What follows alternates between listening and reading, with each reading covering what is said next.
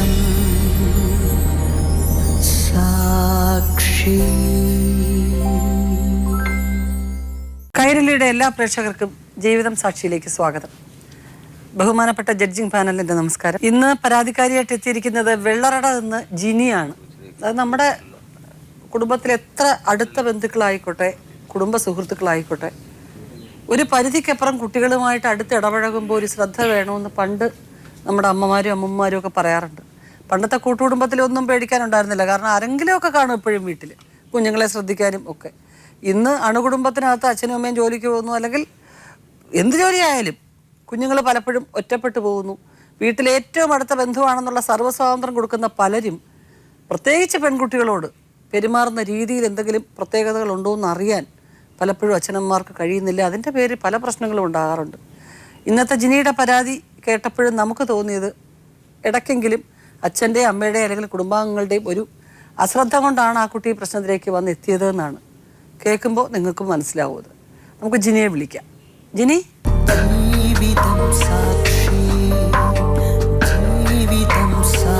ആരൊക്കെ ഉണ്ട് വീട്ടില്? മമ്മയുണ്ട്, എൻ്റെ 2 പിള്ളേരുണ്ട്, ഞാനുണ്ട്. എവിടം വരെ ആയി? ഒരാള് 3ാം സ്റ്റാൻഡേർഡ് പഠിക്കുന്നു, ഒരാള് LKG. ജിനിയുടെ കൂടെ ആരൊക്കെ ഉണ്ട്? ജിനി ഒറ്റ മോളാണോ? അതെ, ഒറ്റ മോളാ. ഒറ്റ മോള്. അച്ഛനും അമ്മയും? അച്ഛൻ മരിച്ചുപോയി, ചെറുപ്പത്തിൽ തന്നെ മരിച്ചുപോയി. അമ്മ ജോലിക്കൊക്കെ പോവുമായിരുന്നു? പോവും. പിന്നെ അമ്മൂമ്മയുണ്ട് വീട്ടില്? അമ്മൂമ്മയുണ്ട്. അമ്മയുണ്ട്. രണ്ടുപേരുമാണ് പിന്നെ ജിനിയെ വളർത്തിയത്. അതെ. അമ്മ എന്ത് ജോലിയാ ചെയ്തോണ്ടിരുന്നേ? ഹോം നേഴ്സായിട്ടാണ് പോകുന്നത്. ഹോം നേഴ്സായിട്ട്. അപ്പൊ പല സ്ഥലങ്ങളിലും യാത്രയും കാര്യങ്ങളും അങ്ങനെയൊക്കെ കണ്ടു. അമ്മ എപ്പോഴും വീട്ടിലുണ്ടാവാറുണ്ടോ? ഇല്ല, അമ്മ മാസത്തിലൊരിക്കലേ വരത്തുള്ളൂ. ഒരിക്കലേ വരത്തുള്ളൂ. അപ്പം വേറെ പുറത്തൊക്കെയാ ജോലി ചെയ്യുന്നത്? അതെ. അപ്പൊ ഇടയ്ക്കൊക്കെ വരുമ്പോ എല്ലാം വാങ്ങിച്ചോണ്ട് തരുമൊക്കെ ചെയ്യും? അതെ, ആവശ്യമുള്ളതൊക്കെ. അമ്മൂമ്മ നല്ലോണം നോക്കുമായിരുന്നു. അപ്പൊ ഈ 9ാം ക്ലാസ്സിന് ശേഷം സ്കൂളിൽ പോവാത്തത് സ്വന്തം താല്പര്യവും പിന്നെ സാമ്പത്തികമായിട്ടുള്ള വീട്ടിലെ പ്രശ്നങ്ങളും ഒക്കെ കൊണ്ടാണ്? അതെ. വേറെന്തെങ്കിലും പ്രത്യേക കാരണമുണ്ടോ? നമുക്ക് സ്കൂളിൽ പോകാൻ എന്തെങ്കിലും തടസ്സങ്ങൾ, അല്ലെങ്കിൽ സ്കൂളിൽ പോകാൻ ഒരു താല്പര്യക്കുറവിന് പേഴ്സണലായിട്ട് വേറെ വല്ല കാരണങ്ങളും ഉണ്ടോ? അത് ചേട്ടൻ വന്ന് നിൽക്കുമായിരുന്നു കാത്ത്. അങ്ങനെ എന്റെ മുറച്ചെറുക്കൽ. ഈ ചേട്ടൻ എന്ന് പറയുന്നത് എന്റെ ഈ കല്യാണം കഴിച്ച ആൾ. അദ്ദേഹത്തിന്റെ പേര് പ്രസാദ് അല്ലേ? പ്രസാദ്. അദ്ദേഹം അവിടെ നിൽക്കുമായിരുന്നു. അത് എന്താ കാര്യം? വീട്ടുകാരെല്ലാം അറിഞ്ഞ് വിളിക്കാൻ പറ്റുന്നതാണോ സ്കൂളിൽ? അല്ല, നോക്കി വന്ന് നിൽക്കുന്നതാണ്. എനിക്ക് ഇഷ്ടമല്ലായിരുന്നു അയാളെ. അപ്പൊ പിന്നെ അവിടെ വന്ന് കാണാൻ വേണ്ടി നിൽക്കുന്നതാണ്. എനിക്കതൊരു ഇതായിട്ട് തോന്നി, ഞാൻ പഠിത്തം നിർത്തി. അതുകൊണ്ടാണ് പഠിത്തം നിർത്തി. ഇയാൾ സ്ഥിരമായിട്ട് ഇങ്ങനെ വരുന്നതിന്റെ ഒരു പേടിയും വിഷമവും ഒക്കെ കൊണ്ട് നിർത്തി. അപ്പൊ വീട്ടിൽ ഇദ്ദേഹം സ്ഥിരം വരുന്ന ആളാണ്? വരുന്നതാ. അപ്പൊ അമ്മയ്ക്കും അമ്മമ്മയ്ക്കൊക്കെ വിശ്വാസമാണ് ഇദ്ദേഹത്തിന്? അതെ. എത്ര പ്രായം കാണുമായിരുന്നു അങ്ങേർക്കപ്പോ? ഒരു 25 വയസ്സാവും. 25 വയസ്സുള്ള ആൾ. അപ്പം ബന്ധുവാണെന്നുള്ള രീതിയിൽ വീട്ടിൽ വരും, സഹായിക്കുകയൊക്കെ ചെയ്യും. അപ്പൊ അമ്മൂമ്മയോടോ അമ്മയോടോ പറഞ്ഞിട്ടുണ്ടോ ഇങ്ങനെ വന്ന് ശല്യം ചെയ്യുന്നു എന്നുള്ളത്? അമ്മൂമ്മയുടെ അടുത്ത് പറഞ്ഞിട്ടുണ്ട്. അപ്പൊ നിന്റെ മുറച്ചെറുക്കനല്ലേ, അതുകൊണ്ട് കുഴപ്പമില്ല എന്നുള്ളതാണ്. അപ്പൊ അങ്ങനെ ഒരു മുറയുണ്ട് ബന്ധത്തില്. കല്യാണം കഴിക്കാവുന്ന ഒരു മുറയുണ്ട്. മറ്റേതെങ്കിലും തരത്തിൽ നമ്മളെ വാക്കുകൊണ്ടോ പ്രവൃത്തി കൊണ്ടോ ഒക്കെ നമ്മൾ അങ്ങനെ ഒരു ശല്യം ചെയ്യുകയോ ഉപദ്രവിക്കുകയോ ചെയ്തിട്ടുണ്ടോ? ഇപ്പോഴും ഞാൻ സംസാരിക്കത്തില്ല. എന്റെ കൂട്ടുകാരികളൊക്കെ ഉള്ളതുകൊണ്ട് കൂടുതൽ എനിക്ക് ഇഷ്ടമില്ലാത്തതുകൊണ്ട് ഞാൻ ഒഴിഞ്ഞു മാറി പോവും. വീട്ടിൽ വരുമ്പോഴത്തേക്ക് ഭയങ്കര, അന്നെനിക്ക് എന്നെ കാണുമ്പോൾ ഭയങ്കര ആളാവക്കാണല്ലേ എന്നൊക്കെ ചോദിച്ചിട്ട് എന്റെ ഒരു ദിവസം എന്റെ കണ്ണ് തടിച്ചായിരുന്നു. വേറൊരു ചെറുക്കനുമായിട്ട് ഞാൻ സംസാരിച്ചുകൊണ്ടിരിക്കുന്ന കണ്ടെന്ന് പറഞ്ഞു. അങ്ങനെ അയാളുമായിട്ട് എന്തോ സ്നേഹബന്ധം ഉണ്ടെന്ന് പറഞ്ഞിട്ട് വന്നിട്ട്, നീ ഞാനറിയാതെ മറ്റൊരാളെ സ്നേഹിക്കുമോ എന്ന് ചോദിച്ചിട്ട് എൻ്റെ കരണത്ത് നോക്കി ഒരടിയെന്ന്. ഞാനെന്ന് പറഞ്ഞ് ഇറങ്ങിപ്പോടെ, എൻ്റെ വീട്ടിൽ നിന്ന് ഇനി ഇവിടെ കണ്ടുപോകരുത്, എൻ്റെ കാര്യങ്ങൾ തീരുമാനിക്കുന്നത് ഞാനാണെന്ന്.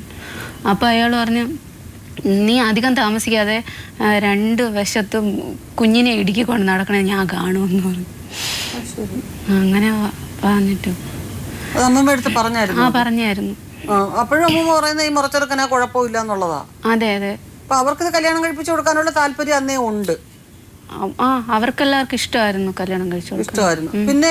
പിന്നെ വീണ്ടും അദ്ദേഹം സ്ഥിരം? എനിക്ക് ഇതിനോട് താല്പര്യം ഇല്ലായിരുന്നു. പിന്നെ അങ്ങനെ സ്ഥിരമായിട്ട് വീട്ടിൽ വരുമായിരുന്നു? അതെ അതെ.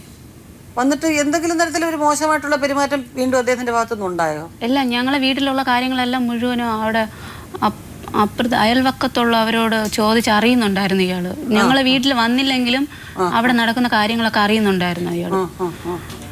അപ്പോൾ അങ്ങനെ എല്ലാം അറിഞ്ഞ് വീട്ടിൽ ആര് വരുന്നു, എപ്പോ പോയി, എപ്പോ വന്നു, നല്ല വിശേഷങ്ങളൊക്കെ ചോദിച്ചറിയും.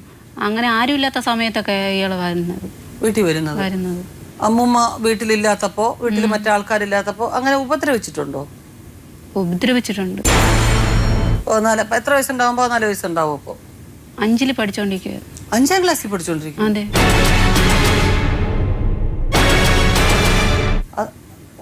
അപ്പൊ 10 വയസ്സ് 10 വയസ്സുള്ളപ്പോ അയാൾ ഉപദ്രവിച്ചിട്ടുണ്ട്. അതെ. ആരോടും പറഞ്ഞില്ല അത്? ഇല്ല, എനിക്കതിനെ പറ്റി ഒന്നും അറിയത്തില്ലായിരുന്നു. അതുകൊണ്ടാണ് കുട്ടിക്ക് ഇയാൾ വരുന്ന നിൽക്കുന്നതും ഒക്കെ കാണുമ്പോൾ ഒരു പേടി, സ്കൂളിന്റെ അവിടെ വന്ന് നിൽക്കുന്നതൊക്കെ കാണുമ്പോൾ ഉള്ള ഭയമൊക്കെ അതുകൊണ്ടാണ്. പിന്നെ 9ാം ക്ലാസ്സിന് ശേഷം ഈ സ്കൂളിൽ നിന്ന് നിർത്തിയതിന് ശേഷം വീട്ടിൽ സ്ഥിരം വരികയും വീണ്ടും ആ ഉപദ്രവം തുടരുകയും ചെയ്തുകൊണ്ടിരുന്നു. സ്ഥിരമായിട്ടൊന്നും വരത്തില്ല, ആളില്ലാത്ത സമയം. ഇയാള് അവിടെ മാത്രമല്ല, പെമ്പിള്ളേരുള്ള ഏകദേശം ബന്ധുക്കളെ വീടുകൾ മുഴുവനും ഇയാൾ ഇങ്ങനെ പോയി നിൽക്കുന്നതായിട്ടും തങ്ങുന്നതായിട്ടും എൻ്റെ മാരേജ് കഴിഞ്ഞ ശേഷമാണ് ഞാൻ അറിഞ്ഞത്. ഇങ്ങനെ പോയി നിൽക്കാറുണ്ടെന്നും അവർ കുറേ 2-3 എൻ്റെ കൂട്ടുകാരികൾ എന്നോട് പരാതി പറഞ്ഞായിരുന്നു. നിനക്കിതെല്ലാം അറിയായിരുന്നിട്ട് എന്തിനാ ഇങ്ങനെ ഇയാളെ തന്നെ വിവാഹം കഴിച്ചതെന്ന് ചോദിച്ചു. എനിക്ക് നേരത്തെ ഇതൊന്നും അറിയത്തില്ലായിരുന്നു. ഇയാൾ എന്നോട് മാത്രമല്ല, അയാൾ എല്ലായിടവും പോയി ഇതേപോലെ തന്നെ ബന്ധം പുലർത്തി. എല്ലാ ബന്ധുക്കളുടെ വീട്ടിലും ഇത് തന്നെ. അപ്പൊ ഈ സ്കൂളിൽ നിർത്തിയതിന് ശേഷം ഇദ്ദേഹം പലതവണ അബ്യൂസ് ചെയ്തിട്ടുണ്ടോ, ഉപദ്രവിച്ചിട്ടുണ്ടോ? അങ്ങനെ പറയാം. ഉപദ്രവിച്ചിട്ടുണ്ട്. ഭയം കൊണ്ട് പറയാൻ പറ്റിയിട്ടില്ല, വീട്ടിലമ്മയോടോ ഇവരോടോ പറയാൻ പറ്റിയിട്ടില്ല. പിന്നെ ഈ കല്യാണം പിന്നെ അങ്ങോട്ട് ഇവരെല്ലാരും വീട്ടുകാർ പ്രോത്സാഹിപ്പിക്കുന്നു, എല്ലാം ചെയ്യുന്നു. പിന്നെ ഈ ജീവിതം ഇങ്ങനെ ആട്ടെ എന്ന് വിചാരിച്ചങ്ങ് സംഭവിച്ചാണോ കല്യാണം? അതെ. അല്ലേ? വീട്ടിൽ അമ്മയും അമ്മൂമ്മയൊക്കെ നിർബന്ധിച്ചു മറ്റൊരു പുരുഷനോട് പോയി എങ്ങനെ ഞാൻ കുറ്റബോധത്തോടെ ജീവിക്കുന്നെന്ന് കരുതി പിന്നെ ഞാൻ വിചാരിച്ചു, എനിക്ക് ഇഷ്ടമില്ലാത്ത ചെറുക്കനായിരുന്നാലും കുഴപ്പമില്ല, എന്നെ ജീവിതം നശിപ്പിച്ചതല്ലേ, അതുകൊണ്ട് അയാളോട് തന്നെ ജീവിക്കണമെന്ന് ഞാൻ തീരുമാനിച്ചത്. അങ്ങനെ സമ്മതിച്ചത് കല്യാണത്തിന്. അയാളുടെ വീട്ടിൽ ആരൊക്കെ ഉണ്ട്? അച്ഛൻ, അമ്മ, സഹോദരങ്ങളൊക്കെ ഉണ്ട്, പെങ്ങന്മാരൊക്കെ ഉണ്ട്. അതെ, 2 പേരുണ്ട്. ഇപ്പൊ കല്യാണം കഴിഞ്ഞ് എത്ര വയസ്സിലാണ് കല്യാണം കഴിഞ്ഞ്? 17 വയസ്സിൽ. 17 വയസ്സിൽ കല്യാണം കഴിഞ്ഞ് അയാളുടെ വീട്ടിലോട്ടാണോ പോയേ? ഇല്ല, വാടക വീടെടുത്തിട്ട്. അയാൾ അച്ഛനും അമ്മയും കല്യാണത്തിന് ഇടപെട്ടൊന്നുമില്ല, വീട്ടിൽ നിന്ന് ആരും വന്നില്ല. വീട്ടിൽ ഞങ്ങൾ പാവപ്പെട്ടവരാണ്. അപ്പോൾ സ്ത്രീധനങ്ങൾ പ്രശ്നത്തിൽ ഞങ്ങൾക്ക് അങ്ങനെ വലുതായിട്ടൊന്നും കൊടുക്കാനില്ലായിരുന്നു. അതുകൊണ്ട് അവരൊന്നും ഇടപെട്ടില്ല. അതുമാത്രമല്ല, അവർ ബന്ധുക്കളുടെ വീട്ടിൽ നിന്ന് പെണ്ണെടുക്കുന്നതിനെ കുറിച്ച് അവർക്ക് അത്ര നല്ല അഭിപ്രായമൊന്നും അല്ലായിരുന്നു. അതുകൊണ്ട് നിങ്ങളുടെ വീട്ടിൽ നിന്ന്? ഞങ്ങളെ വീട്ടിൽ നിന്ന്. ബന്ധുക്കളല്ലേ, അവര് കൂടുതൽ സ്ത്രീധനമൊക്കെ പ്രതീക്ഷിച്ചിരുന്നത്. അവരുടെ വീട്ടുകാർ പ്രതീക്ഷിച്ചിരുന്നു കൂടുതൽ സ്ത്രീധനം. അവർക്ക് സാമ്പത്തികമൊക്കെ ഉള്ള കുടുംബത്തിലാണ്. ഉള്ള സാമ്പത്തികമൊക്കെ ഉണ്ട്. അപ്പൊ അവര് ചോദിച്ചിരുന്നു എന്തെങ്കിലുമൊക്കെ സ്ത്രീധനം ഉണ്ടെന്നുണ്ടെങ്കിൽ നടത്താന്നുള്ള രീതിയിൽ സംസാരിച്ചോ? അല്ല, നമ്മളായിട്ട് മിണ്ടിയിട്ടില്ല. മറ്റു വഴിയിൽ അറിഞ്ഞതാണ് അവർക്ക്, അതുകൊണ്ടാണ് താല്പര്യമില്ലാത്തത് സാമ്പത്തികമായിട്ട്.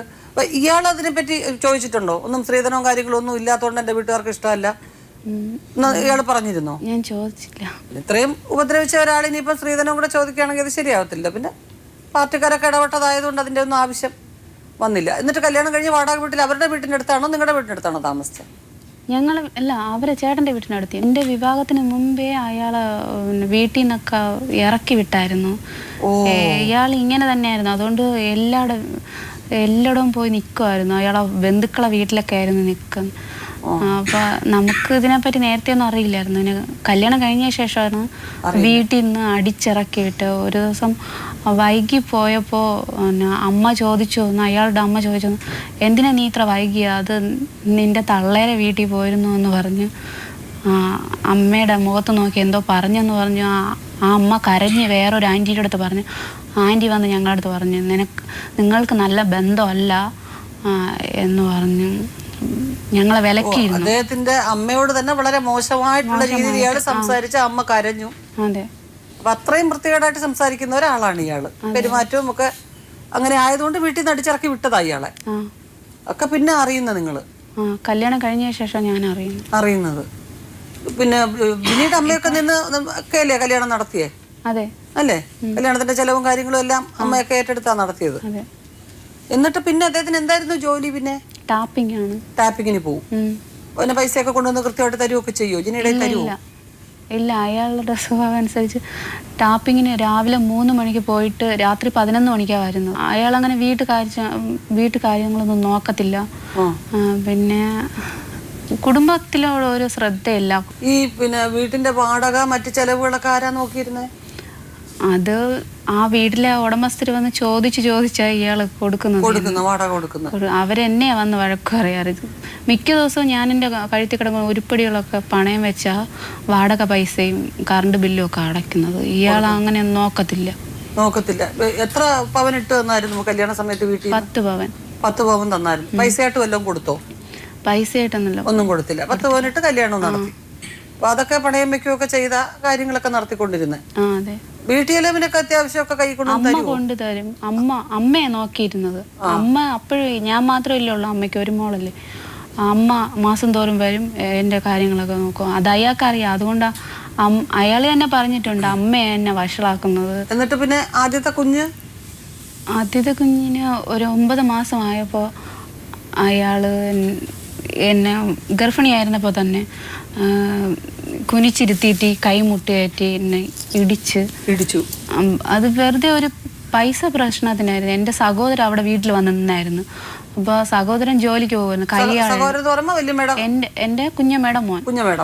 അപ്പോൾ അവന് 10ാം ക്ലാസ്സിൽ പരീക്ഷ എഴുതി പിന്നെ അവിടെ നിൽക്കുകയായിരുന്നു. അപ്പോൾ ഇനി സ്കൂൾ തുറക്കുമ്പോഴത്തേക്ക് ബുക്കും പുസ്തകവും വാങ്ങാൻ വേണ്ടിയിട്ടാണ് അവിടെ വന്നിരുന്നു ജോലിക്ക് പോയിക്കൊണ്ടിരുന്നത്. അപ്പോൾ ചേച്ചിയുടെ വീട്ടിൽ വന്നിരുന്നിട്ട് അവിടെ ജോലിക്ക് പോയി കാശെല്ലാം കൂട്ടി വെച്ചിരുന്നിട്ട് വീട്ടിൽ പോകുമ്പോഴത്തേക്ക് അവന് ബുക്കും പുസ്തകവും എല്ലാം വാങ്ങാമെന്ന് പറഞ്ഞ് അവിടെ നിന്നായിരുന്നു. അപ്പോൾ ഈ കുഞ്ഞ് ജോലി ചെയ്തു കൊണ്ടുവരുന്ന കാശ് കൊടുക്കാഞ്ഞതിന് എന്നെ കുനിച്ചെറുത്തിയിടിച്ചതാണ്. ആ കാശ് കൂടെ കേട്ടിട്ട് ദൂർത്തടിക്കാൻ കൊടുക്കാത്തത് കൊണ്ടാണ്. പൂർണ്ണ ഗർഭിണിയായിരുന്ന സമയത്താണ് ഈ ഉപദ്രവം. ആ കൊച്ച് പോയി കൂലിപ്പണി ചെയ്തുണ്ടാകുന്ന കാശും കൂടി ഇയാൾക്ക് കൊടുക്കണം. അതിന്റെ പേരിൽ ഉപദ്രവിക്കുക. അതെ. കല്യാണം കഴിഞ്ഞ് ഒരാഴ്ച ആയപ്പോഴേ ഇയാൾ തനി നിറ അറിഞ്ഞതാ. അയാള് പിന്നെ നെക്ലേസ് കൊടുക്കാത്തതുകൊണ്ട് പിച്ചോ കഴുത്തിലിങ്ങനെ വെച്ചിട്ട് നീ എന്നെ ജീവിക്കാൻ അനുവദിക്കത്തില്ല, നാണം കെടുത്തുവോ നീ എന്നെ, ഞാൻ ഈ നെക്ലേസ് പണയം വെച്ചിട്ടാണ് എനിക്ക് കടക്കാർക്ക് കടം തീർക്കാനുള്ളത്, അതുകൊണ്ടാണ് പിന്നെ ഈ നെക്ലേസ് ചോദിച്ചതെന്നൊക്കെ പറഞ്ഞിട്ട് അയാളെ കുഞ്ഞമ്മയ്ക്ക് എന്തോ കാശ് കൊടുക്കാനുണ്ടായിരുന്നു. അത് കൊടുക്കാൻ വേണ്ടിയിട്ടാണ് ഈ നെക്ലേസ് പിച്ചോയൊക്കെ വെച്ചിട്ട് ഒരുമാതിരി പ്രാന്തന്മാരെ പെരുമാറുന്നത് പോലെ ചെവരിലൊക്കെ കൈ ഇങ്ങനെ മുറുക്കി ഇടിച്ചിട്ട് എന്തോ അങ്ങനെയൊക്കെ പെരുമാറി. ഇടിച്ചിട്ട് കാണിച്ചു. അപ്പൊ അത് ഇയാളുടെ ഈ പെരുമാറ്റവും ഉപദ്രവവും ഒക്കെ നിങ്ങൾ അമ്മയോട് പറയുമായിരുന്നു ഇങ്ങനെയൊക്കെ ഉപദ്രവിക്കുന്നുണ്ടെന്നൊക്കെ? എന്നിട്ട് അന്ന് തന്നെ എന്നെ വലിയമ്മയുടെ വീട്ടിൽ കൊണ്ടുവിട്ടായിരുന്നു. കൊണ്ടുവിട്ടിട്ട് അവിടെ നിന്ന് തിരിച്ചു വന്നപ്പോഴും എൻ്റെ കയ്യിൽ കിടന്ന മോതിരങ്ങളും എല്ലാം ഉരുവി ഇയാൾ പോയി. പിന്നെ തിരിച്ചു വന്നപ്പോൾ അതെല്ലാം വിറ്റ് കാശാക്കി ദൂർത്തടിച്ച് കളഞ്ഞിട്ടായിരുന്നു വന്നത്. നെക്ലേസ് കൊടുത്തു. അയാള് അതിനെ നശിപ്പിച്ച് കളഞ്ഞു, വിറ്റ് കളഞ്ഞു. ഈ കുഞ്ഞായി ഹോസ്പിറ്റലിലെ ചെലവും കാര്യങ്ങളൊക്കെ ആരാ നോക്കിയേ? അമ്മ തന്നെയാണ് നോക്കിയത്. ഇയാളോട്ട് ഒരു കാരണം വെച്ചാലും ശരിയാവത്തില്ല. എനിക്കങ്ങനെ യോജിച്ച് പോകാനായിട്ട് അത്ര ഇതില്ല. എന്നുവെച്ചാൽ ഒന്നിൽ ഇയാൾ എന്നെ കൊല്ലും, എനിക്ക് ഉറപ്പാണത്. കഴുത്തിലൊക്കെ ഒരുപാട് പ്രാവശ്യം പിന്നെ കൊല്ലാനൊക്കെ ശ്രമിച്ചിട്ടുണ്ട്, നെക്കി ഇങ്ങനെ പിടിച്ചിരിക്കുന്നത്. ഈ രണ്ടാമത്തെ കുഞ്ഞ് ഉണ്ടാകുന്നവരെ പിന്നെ ഇടക്കാലത്ത് പ്രശ്നങ്ങളൊന്നും ഇല്ല, നല്ല രീതിയിൽ നിന്നോ അങ്ങേര്? ഇല്ല, എപ്പോഴും പ്രശ്നം തന്നെ. വീട്ടിൽ ഇയാൾ വന്നു കഴിഞ്ഞാൽ ഓരോ കാരണങ്ങൾ പറഞ്ഞ് ഇങ്ങനെ പ്രശ്നം ഉണ്ടാക്കുക എന്നല്ല. പിന്നെ ഈ അമ്മ പിന്നെ സംശയമായിരുന്നു ഇയാൾക്ക് എന്നെ. സംശയം ആരെങ്കിലും വീട്ടിൽ വന്നിട്ട് പോയാൽ അതെന്തിനു വന്നിട്ട് പോയി അങ്ങനെയൊക്കെ സംശയത്തോടെ നോക്കുന്നവര്. എന്നെക്കുറിച്ച് അത്ര നല്ല അഭിപ്രായങ്ങളൊന്നുമല്ല. അയാൾ എപ്പോഴും സംശയത്തോടെ ആരോടെ ഞാൻ മിണ്ടിയാലും പറയും അവരെൻ്റെ ഭർത്താവാണ്. എൻ്റെ അമ്മ ആരോട് സംസാരിച്ചാലും പറയും അമ്മേരെ പിന്നെ വേർപെട്ട ബന്ധത്തിലൂടെയാണ് സംസാരിക്കുന്നതെന്ന് പറഞ്ഞാൽ അയാൾ സംസാരിക്കുന്നത്. എല്ലാം ആരോട് സംസാരിച്ചാൽ അവരൊക്കെ മോശമായിട്ടുള്ള ജീവിതമാണ്, അവരുമായിട്ടൊക്കെ ആവശ്യമില്ലാത്ത ബന്ധങ്ങളാണ് എന്നൊക്കെ അങ്ങ് പറയുക. പിന്നെ എത്ര നാൾ ആ വാടക വീട്ടിൽ താമസിച്ചു? ഒരു 5-6 വർഷം ആ വീട്ടിൽ താമസിച്ചു. അത് കഴിഞ്ഞ് പിന്നെ ആ വീട് മാറിയോ? മാറി. പിന്നെ ഒരു ടെറസ് കെട്ടിടത്തിലേക്ക് പോയി. ആ വീട്ടിൽ നിന്ന് നല്ല രീതിയിൽ മാറിയതാണോ? ഇല്ലില്ല, അവിടെ നിന്ന് ഇയാൾ കാശ് കൊടുക്കാഞ്ഞിട്ട് അവിടെ നിന്ന് വഴക്കും പ്രശ്നങ്ങളൊക്കെ ആയിട്ട് നമ്മളവിടെ നിന്ന് ഇറക്കി വിട്ടു. വാടക പൈസയും കറണ്ട് ബില്ലും ഒന്നും അടയ്ക്കാതെ ഇട്ടിരുന്ന് അവർ വന്ന് നമ്മൾ ഇറക്കി വിട്ടതാണ്. ഇയാൾ എന്നെ വീട്ടിൽ കൊണ്ടുവിട്ടായിരുന്നു 2 ദിവസത്തിന് മുമ്പ്. എന്നെ വീട്ടിൽ കൊണ്ടുവിട്ടിട്ട് പറഞ്ഞു, നീ പൊയ്ക്കോ, കുഞ്ഞുങ്ങളെയും കൊണ്ട് നീ പൊയ്ക്കോ, വേറൊരു വീടെടുത്തിട്ട് നിന്നെയും കുഞ്ഞുങ്ങളെയും മാറ്റി താമസിക്കാന്ന് പറഞ്ഞ് അവിടെ നിന്ന് പോയതായിരുന്നു. പിന്നെ ഇയാൾ വന്നിട്ടേ ഇല്ല ഞങ്ങളെ നോക്കി. അപ്പോൾ ഞങ്ങളെ സാധനങ്ങളെല്ലാം ഇങ്ങനെ എടുക്കണമല്ലോ, അതുകൊണ്ട് ഞങ്ങൾ വന്ന് അന്വേഷിച്ചായിരുന്നു. ആ വീട്ടിലുള്ള ഓണറോട് വന്ന് അന്വേഷിച്ചായിരുന്നു. അപ്പോൾ അയാൾ പറഞ്ഞ് വാടക പൈസയൊന്നും തന്നിട്ടില്ല, പക്ഷെ അഡ്വാൻസ് തന്നിരുന്നത് അയാൾ വാങ്ങിക്കൊണ്ട് പോയി എന്ന് പറഞ്ഞു. അതിലുള്ള സാധനങ്ങളും കാര്യങ്ങളൊക്കെ അദ്ദേഹം വാങ്ങിച്ചിട്ട സാധനങ്ങളൊക്കെ അല്ല എൻ്റെ അമ്മ വാങ്ങി തന്നു. അമ്മ വാങ്ങിച്ചത് അതൊക്കെ അങ്ങനെ കൊണ്ടുപോയി? ഇല്ലില്ല, അത് അവരുടെ ഒരു മുറിയിൽ വാരിയിട്ടിട്ട് ആ വീട് നന്നാക്കാനായിരുന്നു. ഓ, അവര് ഒരു മുറിക്കകത്തിട്ട് അതൊക്കെ പൂട്ടി സാധനങ്ങളൊക്കെ. അതുകൊണ്ട് കാശ് കൊടുക്കാത്തതുകൊണ്ട് ഞങ്ങൾക്ക് അത് തിരിച്ചു തരില്ലെന്ന് പറഞ്ഞു. കൊടുക്കാൻ ഞങ്ങൾ കാശ് കൊടുത്തിട്ട് അത് തിരിച്ച് വാങ്ങിക്കൊണ്ട് പോയത്. വാടക കൊടുക്കാഞ്ഞിട്ടും കറണ്ട് ബില്ല് കൊടുക്കാഞ്ഞിട്ടും പിന്നെ അവര് ഒരു വഴക്കൊക്കെ ഉണ്ടാക്കിയാ നമ്മൾ അവിടെ നിന്ന് ഇറങ്ങി. പിന്നെ പൈസ കൊടുത്ത് നിങ്ങൾ സാധനം എടുത്തു. പിന്നെ അഡ്വാൻസിന്റെ വാങ്ങിച്ച പൈസ എങ്ങനെ കൊണ്ടുവന്ന് തന്നായിരുന്നോ? അഡ്വാൻസിന് ഇല്ല, തന്നില്ല. ഞങ്ങളാ കൊടുത്ത് സാധനങ്ങളെല്ലാം കൊണ്ടുപോയത്. അങ്ങനെ കാശ് മാറ്റോട്ട് പോയി. അയാൾ അതോടെ പോയി.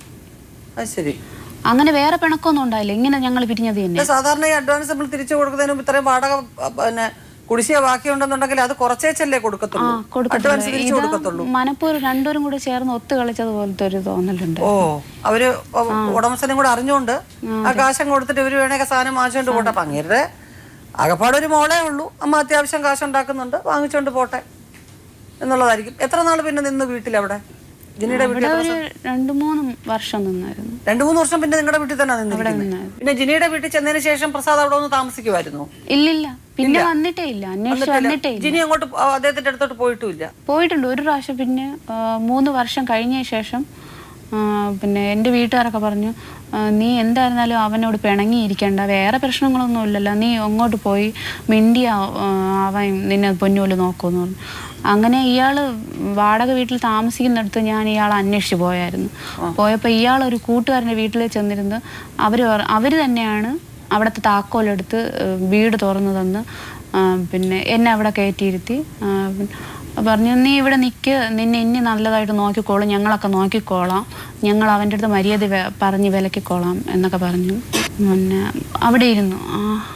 അന്ന് വന്നിട്ട് ചോദിച്ചു, എന്തിനാടി നീ വീണ്ടും വന്നത്, പിന്നെ ഇറങ്ങി പൊയ്ക്കോണം ഇപ്പോൾ, പിന്നെ പിള്ളേരുള്ളത് കൊണ്ടായിരിക്കും ഒന്നും മിണ്ടാക്കില്ല. അത്രയും പറഞ്ഞിട്ട് അങ്ങ് നിർത്തിയിട്ട് പിന്നെ ഒന്നും മിണ്ടിയില്ല. പിന്നെ കുറച്ച് ദിവസം കഴിഞ്ഞപ്പോൾ പിന്നെ ഇയാൾക്ക് എനിക്ക് കഴിക്കാനൊന്നും വാങ്ങിക്കൊണ്ട് വരത്തില്ല, എൻ്റെ കാര്യങ്ങളൊന്നും നോക്കത്തില്ല. ഭക്ഷണം കഴിക്കാതെ എത്ര ദിവസമായിരിക്കും, ഒരു 2-3 ദിവസമൊക്കെ ആണെങ്കിൽ അഡ്ജസ്റ്റ്മെന്റ് ചെയ്ത് സാധനങ്ങളൊക്കെ വാങ്ങിച്ചു തരുമോ? തരത്തില്ല. അതുകൊണ്ട് തന്നെ പിന്നെ അവിടെ നിന്ന് ഇറങ്ങിയത്. വീട്ടിലൊന്നും വെക്കാനും വാങ്ങിച്ചു തരത്തില്ല, വെളിയിൽ നിന്ന് ഒന്നും വാങ്ങിച്ചോണ്ട് തരത്തുമില്ല. വാങ്ങിക്കൊണ്ട് വന്നാൽ പിള്ളേർക്ക് മാത്രം വാങ്ങിക്കൊണ്ട് പോയി, എനിക്കായിട്ടൊന്നും വാങ്ങിക്കൊണ്ട് വരത്തില്ല. പിള്ളേർക്ക് മാത്രം എന്തെങ്കിലും റോഡിൽ നിന്ന് എന്തെങ്കിലും വല്ല ദോശയോ പൊറോട്ടയോ എന്തെങ്കിലും വാങ്ങിക്കൊണ്ട് വരണമെങ്കിൽ കുഞ്ഞുങ്ങൾക്ക് മാത്രം 2-3 കണക്കാക്കി വാങ്ങിയിട്ട് വരും. എൻ്റെ കയ്യിലിരുന്ന കാശ് കൊണ്ട് കുറേ ദിവസമൊക്കെ അവിടെ പിടിച്ചു നിന്നു. എൻ്റെ കയ്യിൽ കാശുണ്ടായിരുന്നു. ആ കാശ് കൊണ്ട് ഞാൻ കുറച്ച് ദിവസമൊക്കെ അവിടെ അഡ്ജസ്റ്റ്മെന്റ് ചെയ്ത് നിന്നു. ആ കാശ് തീർന്നപ്പോൾ ഞാനും അവിടെ നിന്ന് സ്ഥലം വിട്ടു. എൻ്റെ ഫോട്ടോയൊക്കെ അടിച്ചു പൊടിച്ചിട്ട്, നീ എന്തിനാ എൻ്റെ ചെവിരിൽ കൊണ്ടുവന്ന് നിൻ്റെ ഫോട്ടോയൊക്കെ തൂക്കിയിരിക്കുന്നത്, എനിക്കിത് കാണുമ്പോൾ ഭ്രാന്ത് പിടിക്കണം, നീ എടുത്തോണ്ട് പോകാൻ തുടങ്ങി. തല്ലി പൊട്ടിച്ചു, വെട്ടോത്തി കൊണ്ടുവന്ന് 2ആയിട്ട് തല്ലി പൊട്ടിച്ചു, എല്ലാത്തിനും ഞാൻ കളഞ്ഞു. അന്ന് അവിടെ നിന്ന് ഇറങ്ങിയതാണ് ഞാൻ. പിന്നെ സാധനങ്ങളെല്ലാം തല്ലി പൊട്ടിച്ചു. അവിടെ കുറച്ച് അങ്ങനെ കൂടുതലായിട്ടൊന്നും ഇല്ലായിരുന്നു, കുറച്ചേ ഉണ്ടായിരുന്നുള്ളൂ. എല്ലാം തല്ലി പൊട്ടിച്ചു. ആ ഫോട്ടോയോടുകൂടെ തന്നെ അയാളെല്ലാം തല്ലി പൊട്ടിച്ചിട്ട് അവിടെ നിന്ന് ഇറങ്ങി ബൈക്ക് കൊടുത്തുകൊണ്ട് എങ്ങോട്ടോ പോയി. ഞാനും അവിടെ നിന്ന് ഡ്രസ്സുമൊക്കെ എടുത്ത്, ഞാനും ആരുടെ പറയാൻ നിന്നില്ല, ഡ്രസ്സുമൊക്കെ എടുത്ത് മക്കളെയും വിളിച്ചുകൊണ്ട് ഞാനും പോയി എൻ്റെ വീട്ടിൽ. എന്താണ് ഇങ്ങനെ ഇത്രയും വെറുപ്പ് വരാനുള്ള റീസൺ? അതറിയത്തില്ല. പിന്നെ എൻ്റെ കുഞ്ഞിൻ്റെ അടുത്ത് അന്ന് ചോദിച്ചായിരുന്നു, പിന്നെ ഇവിടെ ആരെങ്കിലും വന്നായിരുന്നു, പിന്നെ ആരെങ്കിലും ഏതെങ്കിലും ചേട്ടന്മാരെ ആരെങ്കിലും വന്നായിരുന്നു. അപ്പോൾ കുഞ്ഞു പറഞ്ഞു, ഇല്ല അച്ഛാ, ഇവിടുത്തെ ഈ പറമ്പിലുള്ള മാവൻ വന്നായിരുന്നു, ഇവിടെ തെങ്ങിനൊക്കെ വളമിടാൻ വേണ്ടി വന്നായിരുന്നു എന്ന് പറഞ്ഞു. ശരി എന്ന് പറഞ്ഞിട്ട് ഞാൻ കേട്ടോണ്ട് നിൽക്കായിരുന്നു അപ്പുറത്ത്. പിന്നെ അവിടെ താമസിച്ചുകൊണ്ടിരുന്നപ്പോൾ തന്നെ ഒരു സ്ത്രീയെ കൊണ്ടുവന്ന് താമസിക്കുകയുണ്ടായി. ഇയാൾ ഒരു കറുത്തിട്ടൊരു മെലിഞ്ഞ ഒരു സ്ത്രീയുമായിട്ട് അവിടെ ഇയാളെ കൂട്ടുകാരൻ്റെ ഭാര്യ എന്നാണ് പറഞ്ഞത്. പക്ഷെ ആ ചെറുക്ക അവിടെ എപ്പോഴും അവിടെ കാണത്തൊന്നുമില്ല. ഇയാൾ തന്നെയാണ് അവർക്ക് സാധനങ്ങളൊക്കെ വാങ്ങിക്കൊണ്ട് കൊടുക്കുന്നതും. അവരുടെ വീട്ടിലാണോ നിങ്ങളുടെ വീട്ടിൽ താമസിക്കുന്നോ?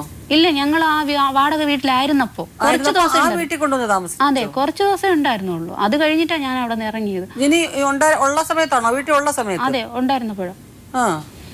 അവരെന്താ പറഞ്ഞേ? എന്തിനാ അവിടെ താമസിക്കുന്ന ആ സ്ത്രീ പറഞ്ഞു? വേറെ വീടൊന്നും ഇല്ലാത്തത് കൊണ്ടെന്നാണ് പറഞ്ഞത്. അവരുടെ ഭർത്താവോ? അവരുടെ ഭർത്താവ് ആ ചെറുക്കനാണെന്നാണ് പറയണത്. എനിക്കറിയത്തില്ല. ചെറുക്കനാണെന്ന് പറയുന്നത്. ആ ചെറുക്കൻ അവിടെ വരുന്നുണ്ടോ? വല്ലപ്പോഴൊക്കെ വരും.